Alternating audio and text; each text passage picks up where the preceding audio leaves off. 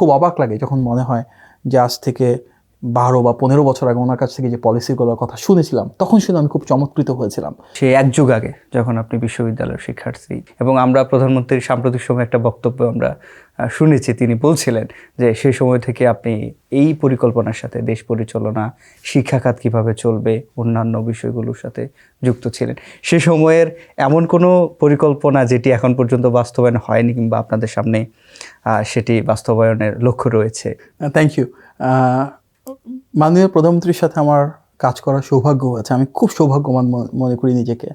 আজ প্রায় 15 বছর হয়ে গেল, 2011 সাল থেকে।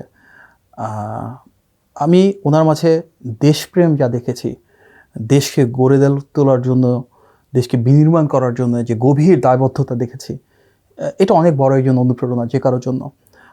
এবং আমরা তার বহিঃপ্রকাশ দেখেছি ধারাবাহিকভাবে ভিশন 2030-তে, যেটি 2016 সালে প্রণীত হয়েছিল, যেখানে দেশনেত্রী বেগম খালেদা জিয়া এবং শহীদ প্রেসিডেন্ট জিয়াউর রহমানের ঐতিহাসিক 19 দফার প্রতিফলন যেমন রয়েছে জনাব তারেক রহমানের দীর্ঘ রাজনীতির যে অভিজ্ঞতা, উনি যেভাবে দেশটাকে দেখেছেন, যেভাবে দেশটাকে ঠেলে সাজাতে চেয়েছেন, তারও একটা প্রতিবিম্ব। তারপর আমরা 2022 সালে 27 দফা এবং 2023 সালে 31 দফা, সেগুলো নিশ্চয়ই আপনারা অবগত রয়েছেন। এই যে একটা পথযাত্রা, ভিশন 2030, তারপরে 27 দফা, তারপর 31 দফা, এই প্রত্যেকটাতেই আমাদের বর্তমান মাননীয় প্রধানমন্ত্রীর বিভিন্ন প্ল্যান, বিভিন্ন প্রোগ্রাম, বিভিন্ন পলিসির রিফ্লেকশন আমরা দেখেছি।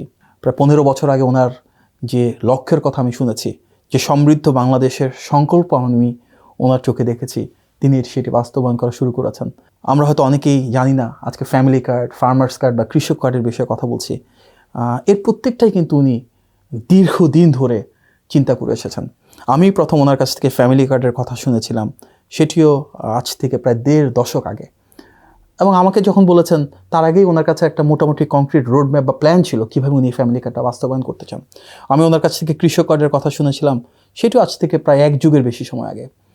সুতরাং এই প্রত্যেকটাই মাননীয় প্রধানমন্ত্রীর পরিকল্পনা। এই প্রত্যেকটাই ওনার দীর্ঘ রাজনৈতিক জীবনে যে অভিজ্ঞতা লব্ধ সলিউশন, বাস্তব জীবনে নিয়ে সমস্যাগুলো দেখেছেন, সেগুলো কীভাবে সলভ করবেন সেগুলো নিয়ে প্ল্যান করেছেন, সেগুলো নিয়ে স্টাডি করেছেন।